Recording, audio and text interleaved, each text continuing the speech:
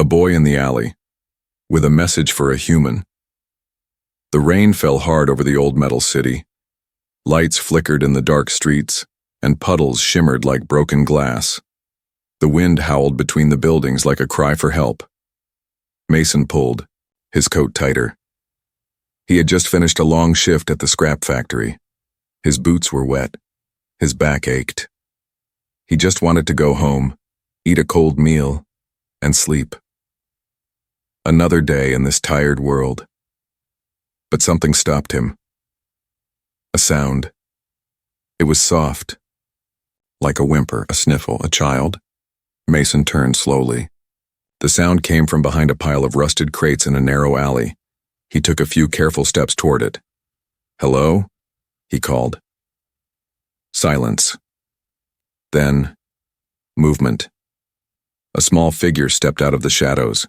Thin, shaking, covered in a ripped gray blanket. Not human.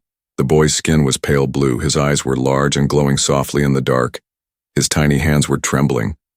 Mason stared. He had seen aliens before, but never this close, and never this young. "Please," the boy said, his voice weak. "My mother is sick. She cries every night since my father left. No one helps us. Human, will you?" Mason was stunned.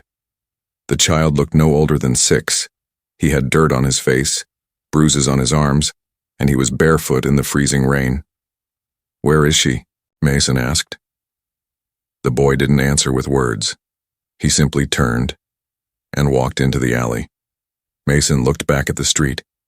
He could leave, pretend he never saw this, go home and forget, like everyone else. But something inside him moved. He followed. They walked through narrow, forgotten paths, behind broken buildings, past old ships that hadn't flown in years, and down into a place where no human had reason to go. Finally, the boy stopped at a junkyard gate. He pushed a panel on the side and the gate creaked open. Inside, hidden between 2 wrecked haulers, was a small cargo pod. The door barely held on. It looked abandoned. "She's in there," the boy whispered. Mason stepped inside. It was dark, cold, but then he saw her. The alien woman lay on a pile of rags. Her breathing was slow. Too slow. Her body looked thin, starved. One arm was wrapped around a second child, a baby, sleeping quietly beside her. When she saw Mason, her eyes opened wide in panic. She sat up suddenly and shielded the children. "Stay back," she croaked. Mason raised his hands. "I'm not here to hurt you." "You're a human," she said, coughing hard. "You people don't help us, you only take." Mason felt his heart twist. He looked at the boy. "He came to me. I followed him." The woman's anger faded, just a little, but her fear remained. "Name is Mason," he said. "What's yours?" "Zira," she whispered. The baby stirred and let out a soft cry. Zira quickly calmed him. Then she looked back at Mason. "We don't want trouble. Just let us die in peace." Mason looked around. They had no food, no heat, no medicine, just broken parts and old rags. "No," Mason said. Zira blinked. "What?" "I'm not letting your children die here." He took off his jacket and gave it to the boy. He looked through his bag, found a protein bar and water bottle. The boy's eyes lit up. He shared them with his mother. Zira tried to refuse at first, but hunger won. "Why?" she asked quietly. "Why are you helping?" Mason didn't have a good answer. Maybe it was guilt. Maybe it was just right. "Because no one else is," he said. As Zira ate slowly, Mason noticed something under her blanket. A photograph. He picked it up gently. It showed Zira, the 2 kids, and a tall male alien in a military jacket. "Your mate?" Mason asked. She nodded, her eyes filling with tears. "He went to work with the humans. They said he died. But I don't know. No body, no message. Just gone." Mason frowned. Something about the jacket looked familiar. He had seen that emblem before. in human war archives. Before he could ask more, a soft clicking sound came from outside. Zira froze. The boy ran to her side. "They found us," she whispered. Mason's eyes narrowed. "Who?" "Scavengers. Or patrols. If they find us, they'll take the kids." He moved toward the door, peeking out through the broken panel. 2 figures were outside, scanning the area. Mason turned back to Zira. "Stay quiet. Don't move."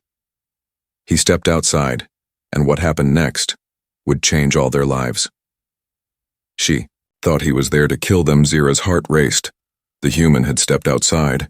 The door creaked shut behind him. The last time she saw a human in uniform, her mate never came back. She held her children close, shaking. Her son whispered, "He brought us food, Mother. He helped." Zira looked into her boy's eyes. His tiny hands were warm from the jacket Mason had given. His belly was no longer empty. Still, her fear didn't fade. "Humans don't help us, my son. Not for free." Outside, Mason stood in the rain, facing 2 patrolmen in black jackets. Their scanners glowed blue. Their eyes locked on him. "You're not supposed to be here," one barked. "Just got lost," Mason said calmly, flashing his ID. "I work at the factory down the road." The patrolman narrowed his eyes. "We picked up alien life signs. You see anything unusual?" Mason shook his head. "Just junk and rats." They stared at him for a long moment, then moved on. Mason didn't breathe until they were gone. Back inside, Zira was still tense. Her body shook. Fever burned in her chest. Her baby whimpered in her arms. When Mason returned, she raised a broken metal pipe at him. "Don't come closer." Mason didn't flinch. "They're gone. You're safe, for now." "You lie," Zira shouted, coughing hard. "You came to finish the job, to kill what's left of us." Mason slowly sat on the ground, arms raised. "If I wanted you dead, I'd have let them take you." Zira looked down at her child, sick, weak, barely breathing. She wanted to believe him, but the pain in her heart was louder than reason. "My mate trusted humans too," she whispered. "He worked in your stations. Then he disappeared. No word, no goodbye. Just gone." Mason pulled the photo from his pocket, the one she had tried to hide. "I've seen this uniform before," he said gently. "I think he worked near my sector." Zira's eyes widened. You know where he is?" "I don't know," Mason said honestly, "but I can find out." She didn't speak, only stared. Her breath came in short, tired gasps. "I'm not your enemy," Mason said again. "I just want to help." Zira looked at her son, who had quietly taken Mason's coat and covered the baby with it, then back at Mason. "If you're lying, I'm not." Silence filled the pod. Then, slowly, Zira lowered the pipe. Mason reached into his bag and pulled out a med kit. He carefully offered it. Zira hesitated. Then, she took it. She cleaned a cut on her arm and gave the fever pills to the baby. The boy sat beside Mason now, watching him closely. "What's your name, boy?" Mason asked. "Leo," the child said. "That's a strong name." Leo smiled, just a little. Zira leaned back. She was still weak, still unsure, but something had changed. She wasn't alone anymore. That night, Mason stayed near the pod, keeping watch. Rain poured outside. But inside, for the first time in weeks, the baby slept without crying. And Zira closed her eyes, whispering, "Please don't let this be a trick." But someone was watching. A small red light blinked above the junk pile, a hidden drone, its lens focused in and sent out a silent signal. "My father fought in the war." Mason didn't sleep that night. He sat outside the pod, listening to the soft breathing of the 2 children inside. Rain still fell, but something else was bothering him. That photograph, that uniform, the alien Zira's mate had worn it, and Mason remembered it well. It was from the battle unit Z-13, a unit that was supposed to fight against alien rebels. But what was an alien doing wearing it? Something didn't make sense. When morning came, Mason left the pod quietly. He walked fast through back alleys until he reached an old security terminal deep in the city's underworld. He used a fake code, one he had bought years ago. The machine flickered to life. He typed in Z-13 military personnel, alien contractors, disappearance reports. Names began to scroll. Many marked dead no body, and one name stood out, Reconville. Status missing. Last seen, Engineering Deck 4, Human Command Center. Note, record locked. Classified Mason stared at the screen. That was Zira's mate, but why was the HFY file locked? His hand shook slightly. His father had fought in that war. He had killed aliens. And now, Mason was helping one. Back at the pod, Zira woke up coughing again. Her baby was hot with fever. Leo wiped his mother's forehead gently. "Will the human come back?" he asked. Zira didn't answer. She still didn't trust humans. But Mason had fed them. He had stood between them and patrols, and she had heard him whisper that night, "You don't deserve this. None of you do." Mason returned with more food, clean blankets, and something else, a data pad. He handed it to Zira. "I found this. Your mate's record is locked. That means they're hiding something." Zira touched the screen carefully. Her hand shook. "He didn't die," she whispered. "I knew it." Mason nodded. "But he's not free either. I think he may be a prisoner." Zira's eyes filled with tears. "They said he left, that he turned against us." "My father said the same about aliens," Mason said. "He fought in the same war. He hated your kind." Zira looked at him in silence. "But I see now," Mason continued. "Our fathers, they only saw what they were told to see. They didn't see a mother crying in the dark, or a child begging for help." The baby whimpered. Zira held him tighter. "You saved my children," she said softly. Mason looked away. "I couldn't save anyone in the war. I was just a boy. But maybe now, I can do something right." Suddenly, Leo gasped. A red light blinked on the pod's wall. Mason turned fast. "What is that?" Zira's voice was cold. "A tracking drone." Mason rushed to the entrance. Outside he saw it, small, round, flying low over the junkyard. Too late it had already sent their location. "They'll come for you now," Zira said. "Humans or worse." Mason made a decision. We need to move. Tonight. He helped pack their little things. Just a few scraps of food, the photo, and a soft toy Leo carried everywhere. He lifted the baby. Zira was too weak now. They slipped through the shadows. As they walked, Zira looked up at Mason. "My son still believes his father is alive." Mason nodded. "Then let's find him. Together." But what none of them knew was that someone was already waiting, watching, and planning. Hunted by humans for helping them, the alarm didn't just ring. It screamed across the district. Red lights flashed above rooftops. Drones zipped through the air like angry hornets. One message echoed on every speaker. "Illegal alien contact detected. Suspect, human male. ID, Mason Trent. Arrest on site." Mason ran through the shadows with Zira and her children. He held the baby tight in his arms. Leo followed close, holding his mother's hand. Zira stumbled, her legs weak, but she kept moving. "We can't outrun drones," she gasped. "We don't need to," Mason said. "We just need to disappear." 3 blocks away, a patrol officer tapped his screen. "Got movement near zone." Tars and other officers smirked. "Let's catch ourselves a traitor." They turned their hover bikes and sped off, engines screaming. Mason reached an old warehouse. He kicked the rusted door open and rushed them inside. Zira collapsed against the wall. Her breath came in gasps. The baby cried, fever still burning. "We need medicine," Mason said. Zira shook her head. "Leave me. Save the children. Not happening, Mason said firmly. I'm not losing anyone. He opened a metal locker and pulled out a hidden backpack. Inside were forged papers, rations, and a special access key, something he never thought he'd use. I stole this a year ago from a transport hub. Didn't think I'd need it. Zira looked confused. You plan to run, she asked. Mason nodded. I just never had a reason to. Until now. Suddenly the wall shook. Boom. A drone smashed through a window. Zira screamed and pulled Leo close.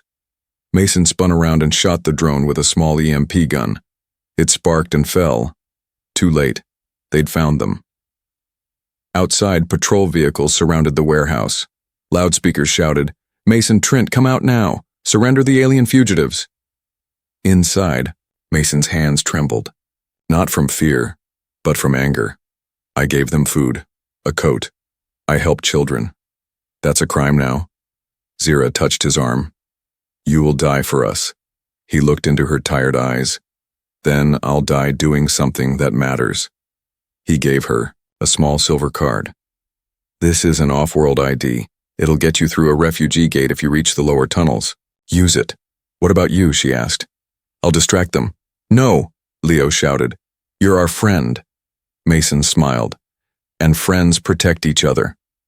The front doors burst open. Mason ran out with his hands up. I'm here. I'm alone.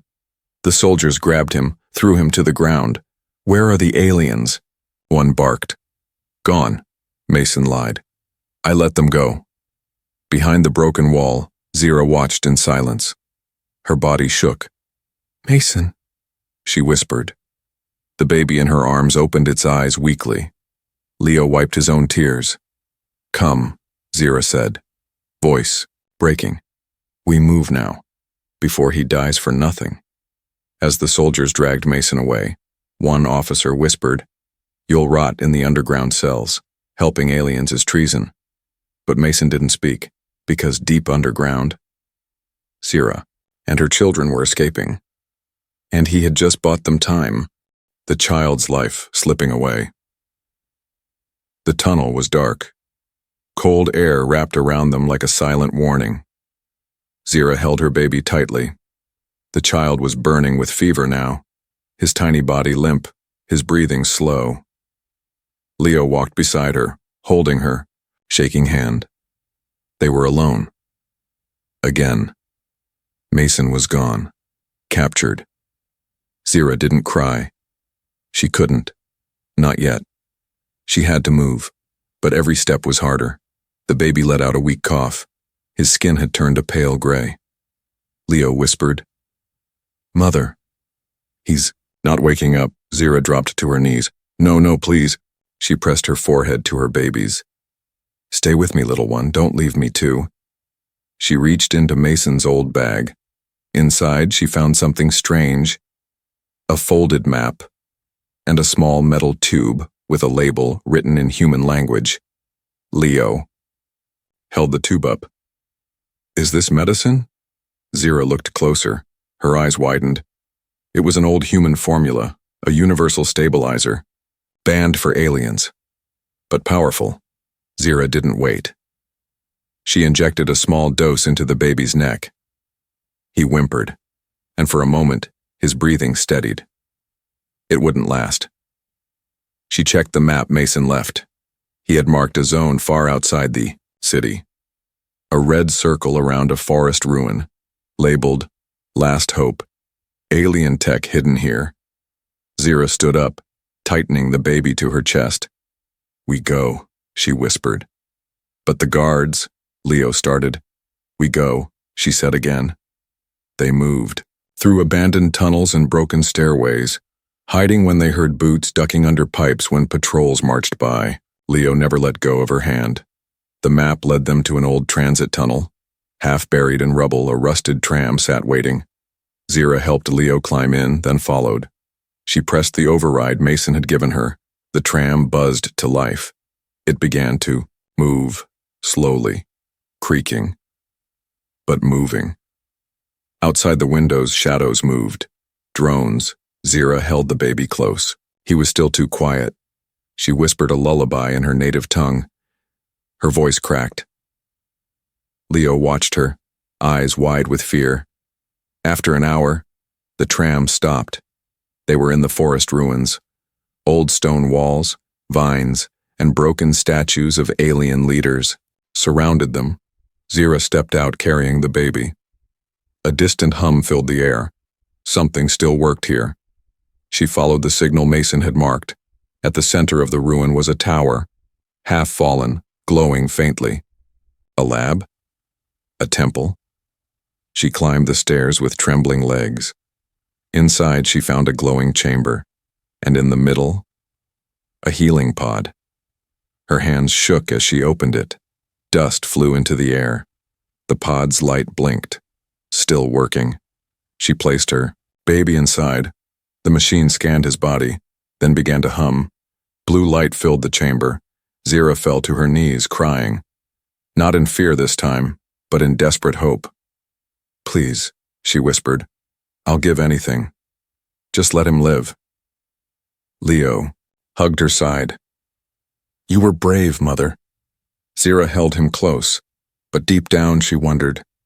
Did Mason plan all this? Did he know where to send them? And most of all, was he still alive? The father, they said, was dead. The healing pod glowed soft blue. Zira sat beside it, her hand resting on the glass. Inside, her baby floated peacefully, breathing, healing. She hadn't seen him sleep so calmly in weeks. Leo curled up beside her, sleeping with a torn blanket wrapped around him. But Zira couldn't rest. Her thoughts kept returning to Mason and to the man she had once lost. Rakan, her mate, her protector, her hope. She closed her eyes and whispered, If you're out there, we need you. At that same moment, far underground, a prisoner coughed in the dark. His cell stank of oil, blood, and rot. He was thin, dirty, shackled by the wrists. But his spirit hadn't died. A human guard walked by, laughing. Your kind should have stayed off our planet. You've got no one left. The prisoner raised his head. His eyes glowed faint blue in the dark. I have a mate, he said. And 2 children. The guard paused. You think they're alive? We told you they died. I don't believe your lies. The guard chuckled. Then maybe you'll believe this. He threw down a photograph. It was new, taken by drone. It showed a woman and 2 children running through the city. Rakan stared. His chest rose sharply. His hands shook. They're alive, he whispered. Back in the ruins, the healing pod beeped. Zira jumped to her feet. The pod opened. Warm air escaped as the baby slowly opened his glowing blue eyes. He was alive. Leo cried out in joy. Zira fell to her knees, holding both her children, tears pouring from her eyes. She looked up at the sky. Mason, you saved him. You saved us. Suddenly, a sound echoed through the trees. A shuttle. Zira stood up fast, holding her baby. She grabbed Leo's hand and backed into the shadows of the ruin. The shuttle landed hard, kicking up dust and leaves. It wasn't a military ship, it was old. Rusted. The door opened. A figure stepped out. Tall. Wounded. Wrapped in a stolen guard's coat. Chains still around one wrist. Zira froze. Her heart stopped. The man stepped closer. Slowly. Carefully. Zira? He said, his voice cracked. She stepped into the light. Rakan?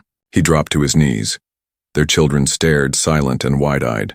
Then Leo ran forward. Father. Rakan opened his arms and caught his son, shaking with emotion. Zira followed, the baby in her arms. She didn't speak. She just held him. Held him like she'd never let go again. Later, as they sat in the ruins, Rakan told them the truth. I was taken.